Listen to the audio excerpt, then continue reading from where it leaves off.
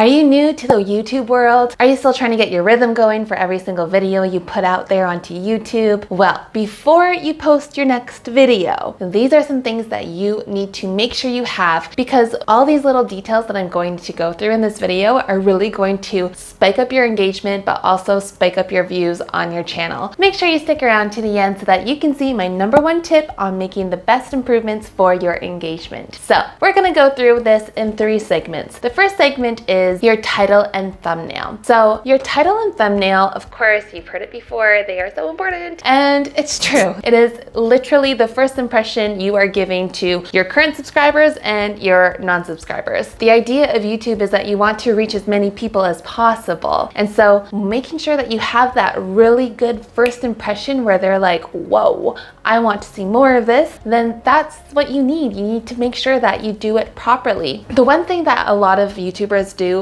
wrong is they forget to make sure they package their videos properly. And packaging includes your thumbnail, includes your title, and then it also includes the video. Making sure that all of that fits perfectly in a package so that it makes sense when they see your video. They know kind of like the idea of what you're going to talk about.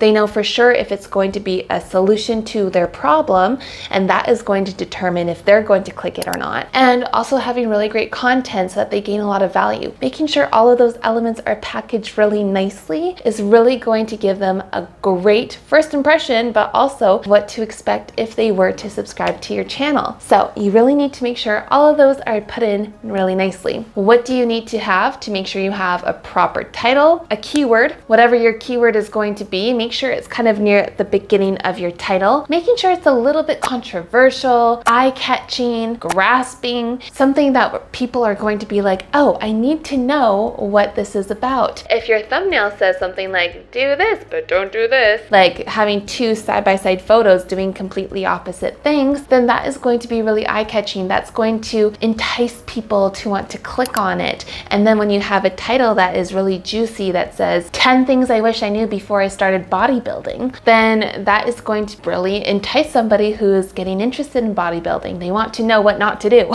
And so making sure you really have that solid title but thumbnail that really correlate together, packaged really nicely before they even get to the video, it's really going to make them be like, oh, I like this person already. With your thumbnails, also just make sure that you're really being mindful of the contrast and where people are going to be looking at your picture. If, for example, you are trying to do a thumbnail of how to do not write down on your thumbnail how to plant 10 vegetables in your backyard. Like, that is so many words that people are not going to be drawn to. What you need to do is make some kind of image, make it be like, whoa, make it really high resolution, make the expression, like a lot of clicks come from like facial expressions, and then just have a couple words in there. You don't need to have a full title of what your video is about. That's what the title is for. But making sure the thumbnail is really eye-catching, the colors contrast well. So for example, you don't want to have too many blues happening. You want to have, if you want to have a secondary color, then do blue and orange, blue and yellow, something that really contrasts so that people can actually read what you're trying to show them. And make sure that you don't use any font that is not legible, because it is really hard to try to figure out what it says. And a lot of people don't have the energy or the space for that, so they'll just scroll along. So make sure you're using a font that's very clear. Make sure your colors are very contrasting so they know exactly what it's about. Don't use too many words in your thumbnail. Make sure it's a high resolution photo. Give yourself an expression, some kind of like eye-catching thing. Those are just a few things to incorporate in every thumbnail to already make them so much better. Our second segment is about making sure that the package is fully complete. So in the last segment, I talked about making sure you have your thumbnail and you have your title, and then the video is there. So all together, it's packaged perfectly so you can deliver that. Now, focusing on the content itself, really make sure that it is exactly what you promised in your title. That's why it's so important for creators to actually figure out what your title is going to be first before you start planning the video, because then it's all going to line up perfectly and it's going to make more sense to your audience. If you want to play around with clickbaity stuff, then just be wary of that. Still deliver on what the clickbait title is, but don't make it so clickbaity that in the video they're just like, what are you talking about? Like, just make sure it really lines up great. If you want an example, there's this girl girl that I follow all the time. And one of her vlogs, the title was something along the lines of like, I can't believe it's over. And then it was kind of like a picture of her like crying in the thumbnail. And I, because I'm a follower, I was like, oh, what is she talking about?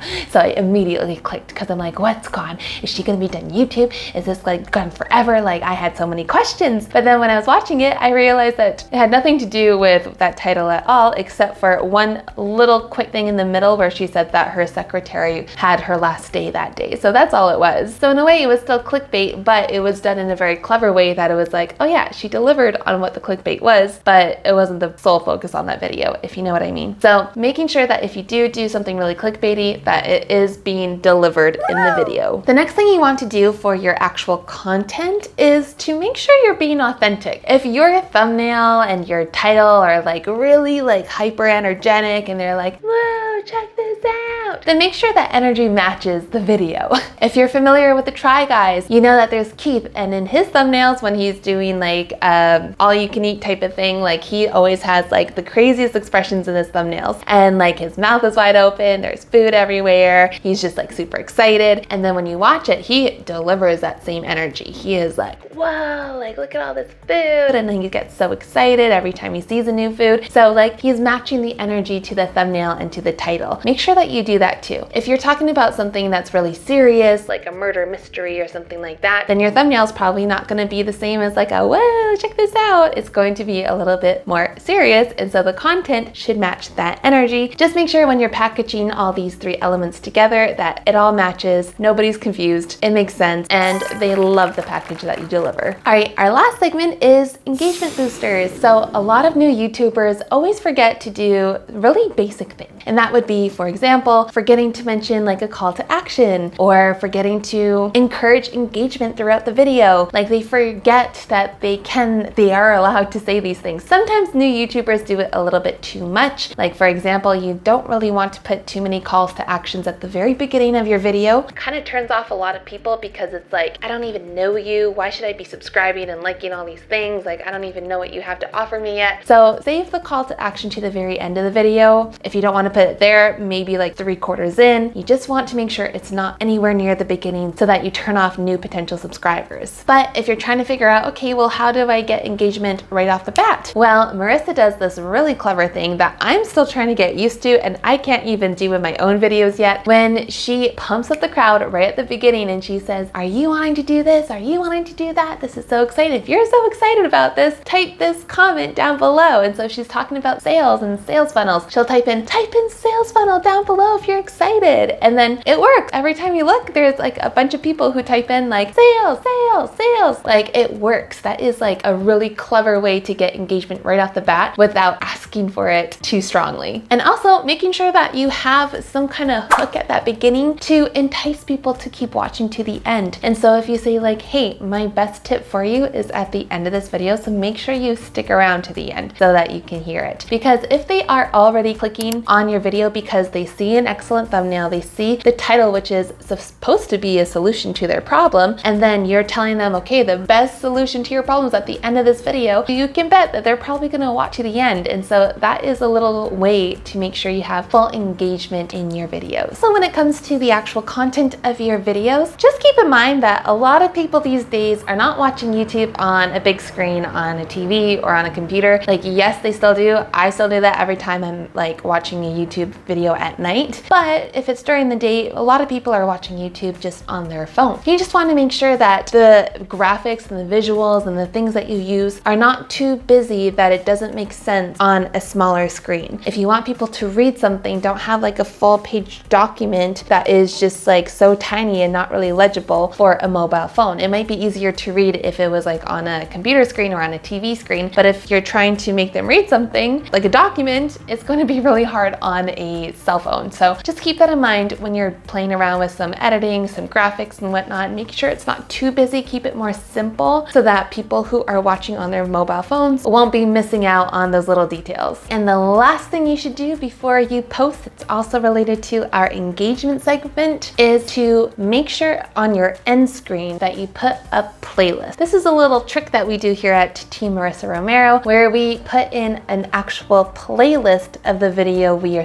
suggesting to watch. So we take the video, we create a full playlist so that video is the first in the playlist, and then we'll just add a bunch of other videos that are like similar to that topic. And then the whole playlist was maybe like 8 to 10 videos on there. We'll put that as our end screen. When we say something like, oh, check out this next video over here, then the little box shows that playlist. It's not just the singular video, it's a full playlist. So then when they click on it, and then I don't know, maybe they go up and grab a coffee, maybe they get distracted with other things, but it's still playing, then it's going to play through that entire playlist. And that is a clever little way to get a lot more view time in a really simple way. So definitely have your end screen as playlist so that you can get a lot more watch time. All right, and there you have it. So the next time you go ahead to post a video onto YouTube, make sure that you have the perfect package to deliver to make the best first impression to your viewers. All right, now let's check out this video over here where I go over some of the alternative revenue streams that you should be employing into your company right now. Are you a content creator who is really relying on your YouTube revenue? Well, guess what? It is time to break free from the uncertainty of where your revenue is coming from